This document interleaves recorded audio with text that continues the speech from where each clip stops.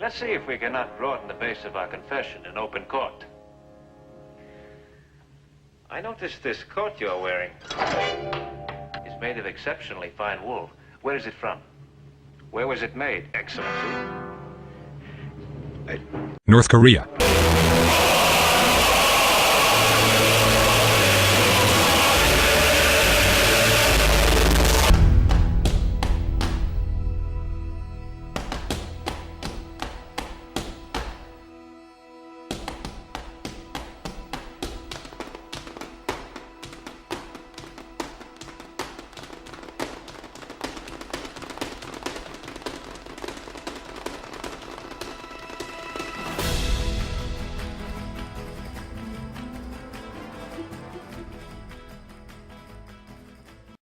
It is Jack Clock, and today in this episode of RTZR Reborn, we are going to review Seasons 2 and 3 of Disney's Zorro.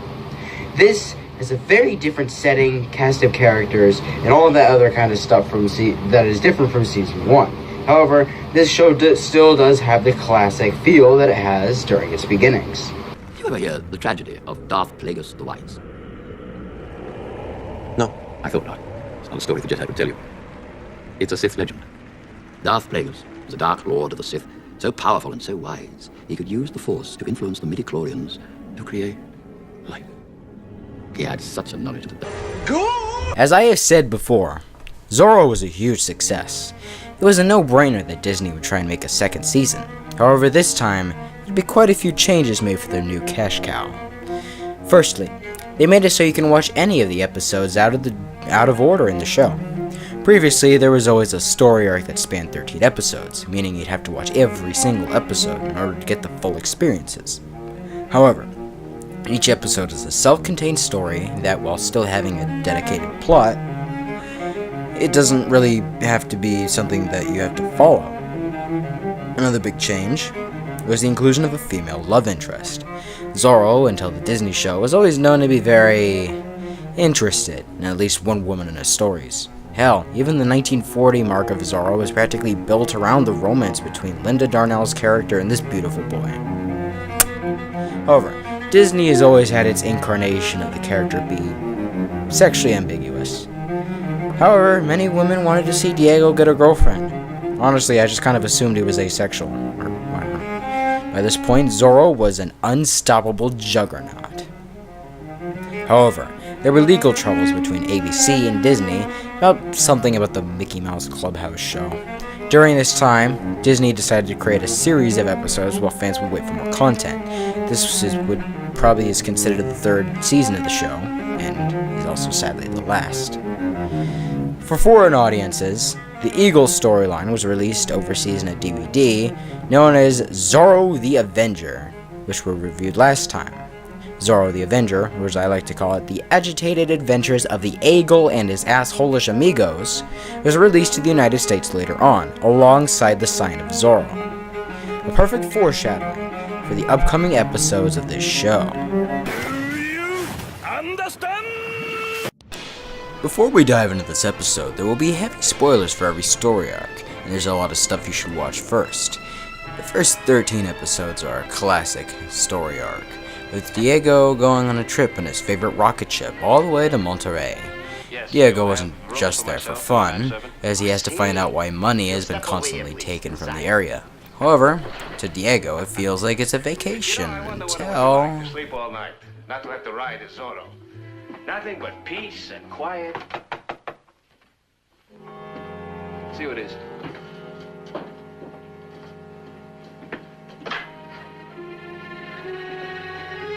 No one there?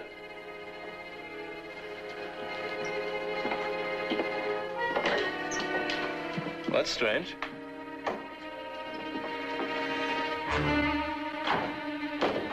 Make no sound, senores.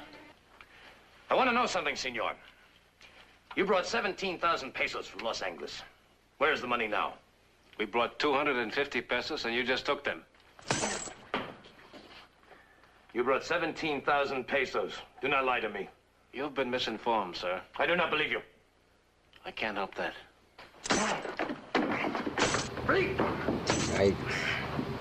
For the next 13 episodes, Diego uncovers a plot done in order to make money off the suffering of the people of Monterrey.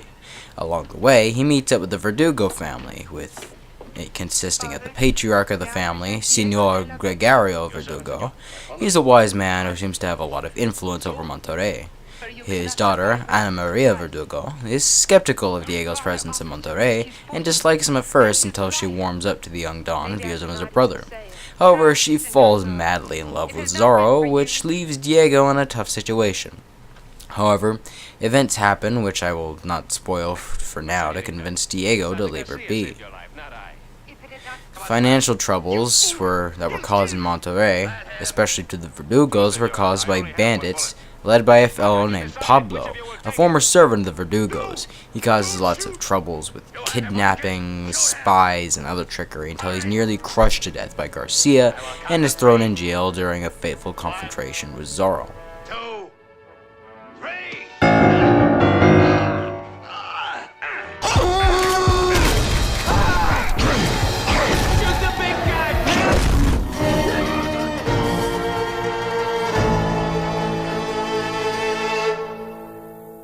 After that, the local governor is on a vacation, and the acting governor is a cruel man who treats the peons poorly. Soon enough, a hero amongst the people of Monterrey arises named Joaquin Castaneda and his sassy girlfriend. Joaquin isn't a bad guy, but his antics annoy Zorro, causing a game of cat and mouse to be played amongst them until the dispute is finally settled around episode 9. Everything seems fine for Zorro and co afterwards until... Give me all the money in the cash register! Don't do this, Squidward! But I gotta get SpongeBob back! You know this is wrong! This won't bring SpongeBob back! This fellow turns out to be a friend of Don Diego named Ricardo Del Amo. He's a very immature man, like me, who is basically the 19th century equivalent to a YouTube prank channel. I'm joking! Stop! Stop! Stop! Stop! Stop the prank! Stop! Stop! Stop! After some pranks that really upset people, it took an ass-whooping from Zorro to finally get the message to stop being an idiot. However, Ricardo gets caught up in some business with a previous relationship shortly before Diego's return to his home in... Los Angeles. However, after Diego returns home to... Los Angeles. It brings him no respite from becoming Zorro again, and after confronting an abusive owner of 2 love-struck servants and preventing the robbery of the Spanish king's own gold chest by the first ever real female Zorro villain, Diego runs across the first real threat to his livelihood in Los Angeles for a long while. His uncle. Introduced in the episode, The Gay Kindly point at where I am supposed to... Wait. The gay Caballero, Diego's uncle, turns out to be a shitty person, also very flamboyant.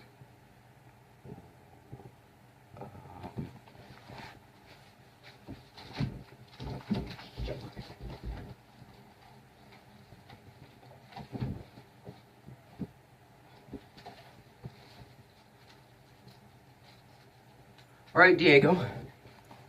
Show me where in this Zorro action figure where Esteban touched you. Also, don't tell me Jack, just because it says gay doesn't mean he's actually gay. It obviously means happy, you homophobe. Because this scene that I'm about to show will blow your argument out of the water. That is a good quality for a husband. It makes it easier to keep them under control. Oh, are you an expert on husbands? Well, let us say, I've been quite a student. Plus, I'm bisexual, so you can't call me homophobe, ha! Margarita. This man is known for constant scheming, from trying to scam the people of Los Angeles to stealing Tornado to trying to marry a woman who he previously tried to get married to Diego. This woman's name is Margarita, and her personality is very sweet like one. Excuse me, son? How the hell do you know that? It's an educated guess, Mom. Leave me alone. Jesus Christ.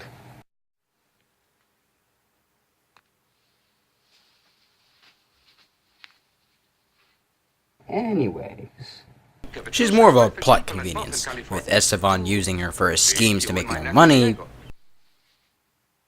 If you won't keep bothering me, I will call Child Protective Services on your ass. My life is an unending hell. Anyways, let's continue. Anyways, after some cross-dressing and a skunk attack later,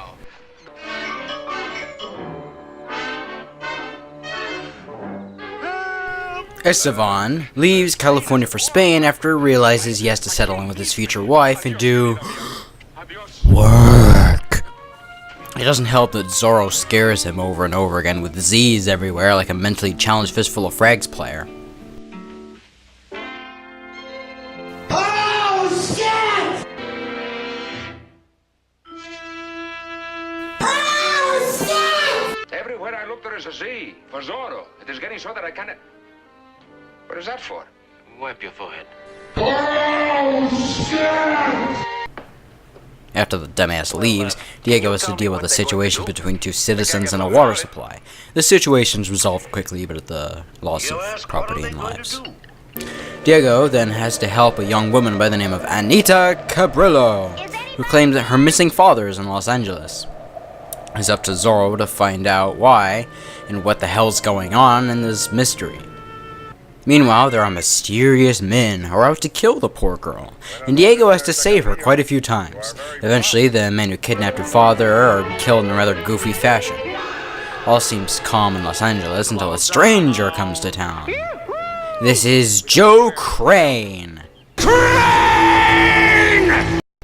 Wait, does that mean they're in the same family? Not unless we got to go. Next time on Zorro Theory.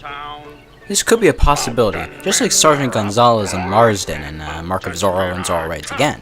Nobody gives a shit. Anyways, Crane is a mountain man from the Americas. He is uncouth and not the most polite man in the world, but he isn't a villain, really. He starts to make trouble, unwillingly, with Don Carlos attacking him for a prank. Now some of you might be thinking, Jack, he sexually harassed the poor woman, why aren't you angry? Well, I do agree that was kind of rude. It by no means should have garnered the homicidal rage of an angry Don who tries to murder Crane at least 3 times. And the guy was already under arrest, too. Plus, there have been Zorro villains who have done way worse things to women. And plus, he wasn't really hurting her, he was just kind of being a douche, which is kind of established in his character. Zorro helps the man escape from prison, and all hell breaks loose, with ravenous dogs, patrols of soldiers looking around day and night, a manhunt, and more of Henry Calvin's angelic singing. After a climactic battle, Crane manages to convince the Wild Hound, who had previously chased him, to come back to the mountains with him, away from Carlos. Oh shit! It's Garcia's birthday!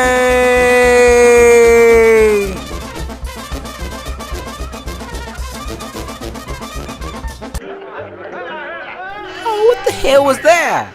This asshole is an emissary to the Spanish crown named Felipe Basilio, and he wants to try and get money from California to fund Spain's war against France, England, the Netherlands. Oh, that war, right? This results in some heavy taxation and theft and all that good stuff that pretty much all Zorro villains do. He has an assistant named Mendoza. No, not that one. This one's just an asshole. This guy lost any respect for me after brutally assaulting poor Garcia for just trying to receive his childhood piñata that Felipe confiscated from him. Don't worry, as Zorro rescues the poor fellow from prison shortly afterwards. However, the emissary just won't give up. He decides to keep the money for himself and blow up the ship carrying the gold he's supposed to give to Spain. Diego eventually finds out after some sleuthing. Zorro manages to steal the gold away from the villains and deliver it to the king on time. A new plan is forged by Felipe to accuse the landowner of treason, and then give Garcia the land he owned and then take it away from him. Garcia feels horrible guilt for the actions he didn't do, and it didn't help that everyone else is being an asshole to him. However, when the trial for the innocent Don arrives, Garcia decides to make the right choice.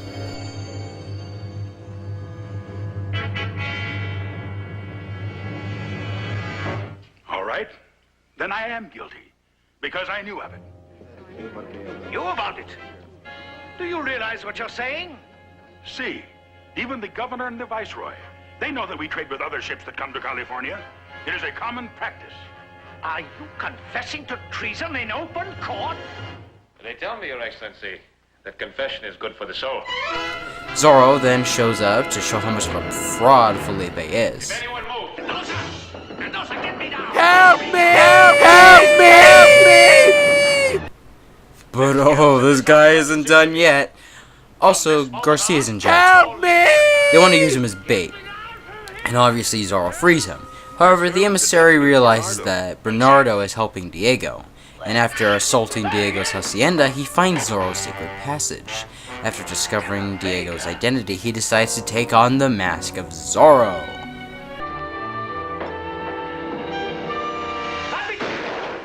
Team killer!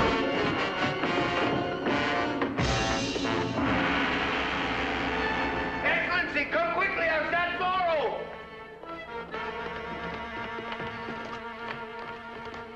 Excellency, where are you?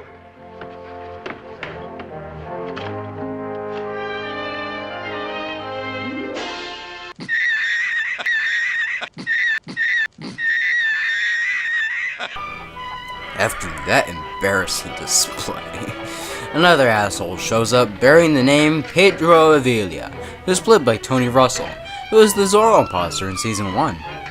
He's a professional duelist, but he's also a complete tool. He wants to duel Diego after the young Don strikes him for being a big poo-poo head to Alejandro. Stay out of this, Diego. Yes, stay out if you know what's good for you. Now, take back what... Impressive. One thing is certain. You cannot fight this man as Diego de la Vega. I could fight him clumsily. I've done that before. No. I mean, you did do it against the same person, so I could see it working. However, the night before the duel, Diego is knocked unconscious by Sergeant Garcia. While Alejandro tries to look for his son, he runs across Senor Avila, who goads him into a duel. Zorro shows up to save his dad from certain death and warns Avila to never come back to Los Angeles. After a measles outbreak, some very bad news hits California.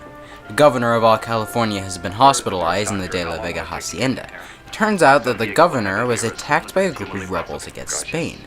The governor declares Capitan Felipe, played by George Neese, to be his replacement until the governor recovers, after a rousing speech that JFK definitely ripped off. Is this the time for us to be asking, what have you done for us? We should be asking, what can we do for you? He is right.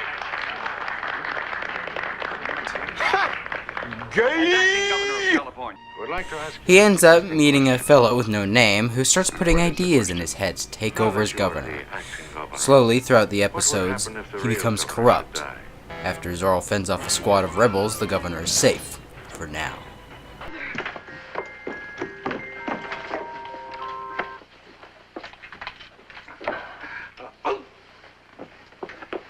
Is supper ready? I'm hungry. I'm thirsty. However, things are not so well for Capitan Felipe, as there's more and more pressure being put on him by the rebels to join their side. A conflict that is tearing apart on the inside. This conflict ends tragically when Felipe is killed by Zorro in a duel, finally deciding to join the rebels. The governor is then put back in his original place, and California is safe once more. A few episodes later, involving a Chinese boy who escaped imprisonment from his country, a fortune teller, and Bernardo being accused of theft, Season 3 starts. These open up with Walt Disney himself explaining the importance of said episodes, and comparing the world of the people of Alta California to the world of the 1950s that they currently inhabited. While I'd love to talk about every single one in depth, it would only slow down the episode and make it very tedious, as I would like to talk about how I feel about these new changes made to the show. Oh, that's a baseball! Well, that was quite a mouthful of words back there. Anyways, let's talk some old characters before diving into the new. Diego is still lovable Diego by this point, but finally meets his match during the Monterrey storyline. I'm a woman.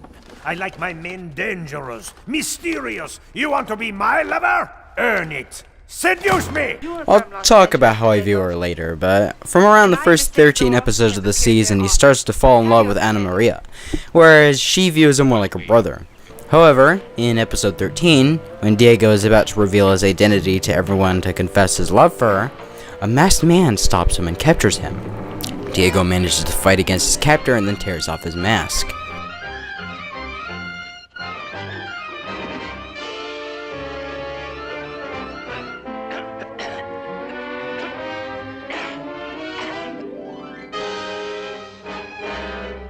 I'm sorry, my son. I'd hoped you would not find out. How did you know? I've known for a long time. Most fans of the show consider Amnesty for Zorro to be the best season in this entire series for that one scene. Honestly, I share the same sentiment. Diego finally doesn't have to feel alone anymore, and Alejandro is able to save Diego from revealing his identity. It's a really touching moment, and Alejandro has an interesting role in helping his son fight baddies occasionally in the show from now on. Garcia and Reyes have their own changes too. I don't like how they seemingly dumbed down Reyes and turned him into a blithering idiot. What I do like is sassy Garcia.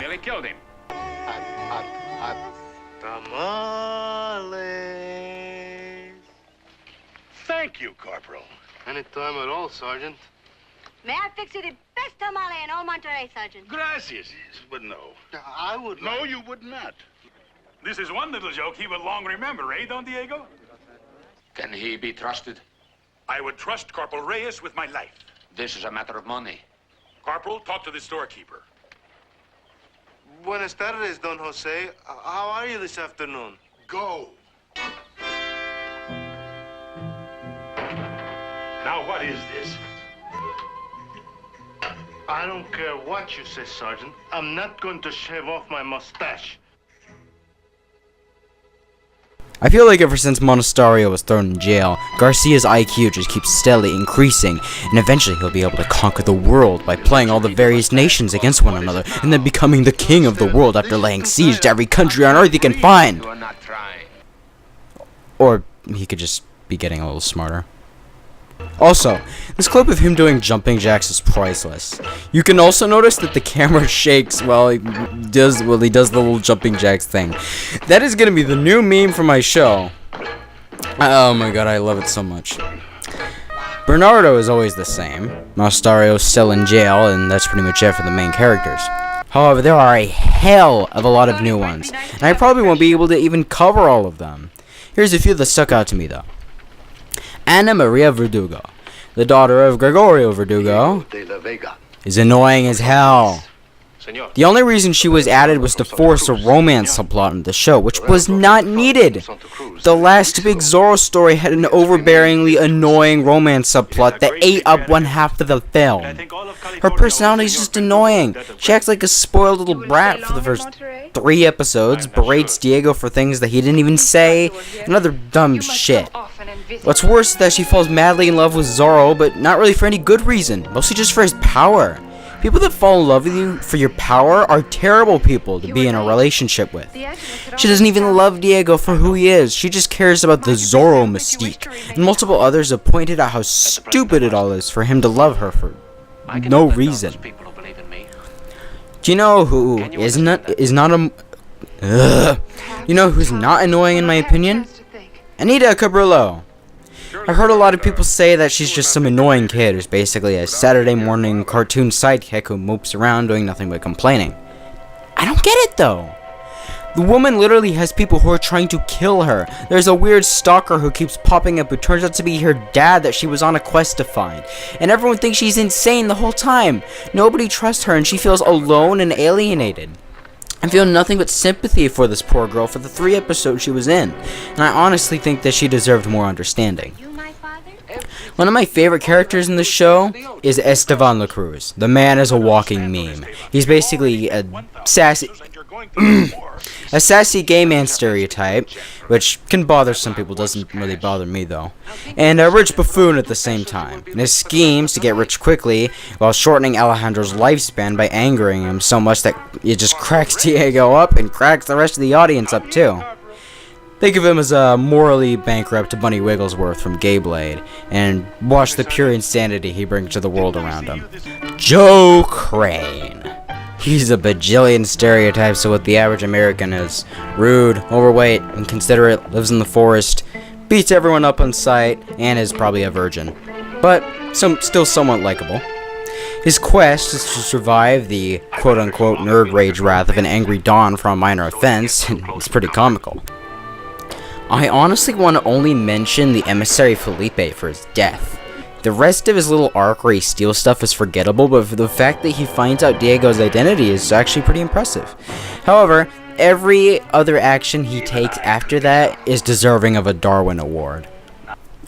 While I admittedly got a bit too lazy to watch Season 3, one character that stood out to me was... Diego, are you certain this El Cuchillo and his men are bandidos? He's basically an anti-Zorro.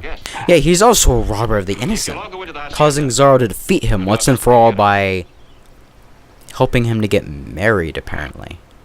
Honestly, El Cuchillo got it pretty lucky compared to other Disney Zorro villains, or Zorro villains in general.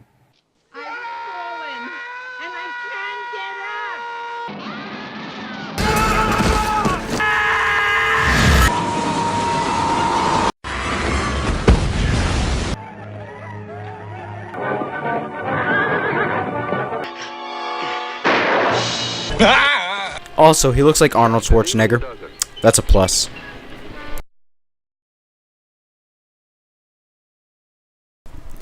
Sadly, all good things must come to an end. And Disney's little cash cow was no exception. Sometimes the show ends because the story's wrapped up. Sometimes it ends because it's lost interest in the public. This show ended because ABC claimed ownership of the Mickey Mouse Club. ABC basically claimed something like the Mickey Mouse Clubhouse and Zorro were owned by them in some confusing legal mumbo jumbo, which isn't new for the Zorro character. Walt Disney was a very stubborn man and took his beloved show off the air. During that time, however, they were able to make Season 3, which was basically just 4 short stories that told basic plots. However, by the time Disney won this legal battle against ABC, nobody really cared much about Zorro anymore. It was a new age, one where the culture of the 1950s was not welcome, and Zorro was cancelled. Disney still owned the Zorro brand until it was given to Mitchell Gertz, the shadowy friend of Johnston McCulley that I can't find any pictures of.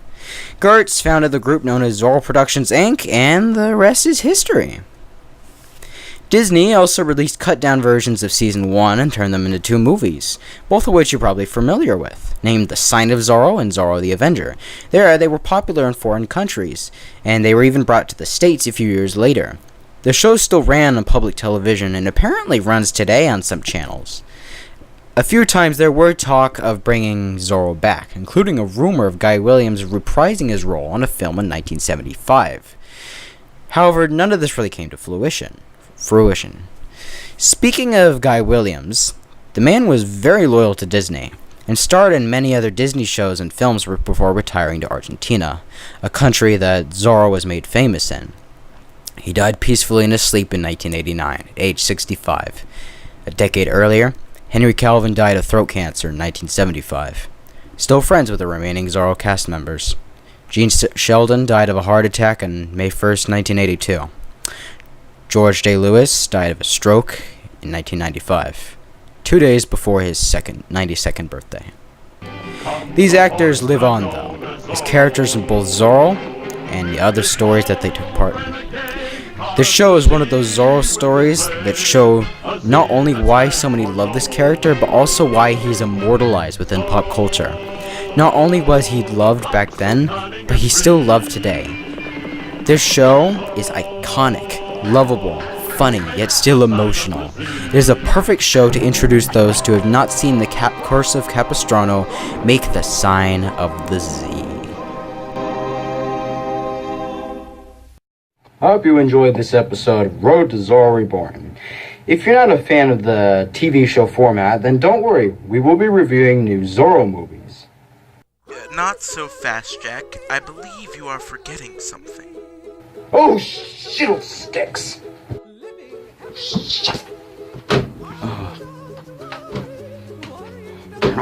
Turn off! Oh, I think it's off. Well, I smelled a steaming pile of shit that's coming up next. Well, if that steaming pile of shit doesn't start with a C and end with a pointless obligatory cameo in episode 7, then I'm not interested. It's a show. Wait, a show? But I wanted to review Zorro and the Three Musketeers. That can wait. Right now, we gotta review Zorro and Son. But we already reviewed Dawn Q. Wait, are you talking about Son of Zorro? We reviewed that one too. That was for episode 6. The show from the 80s smart one. The one with only 5 episodes. Oh. That one. Lucky for me, unlucky for you, I have some choice words to describe it.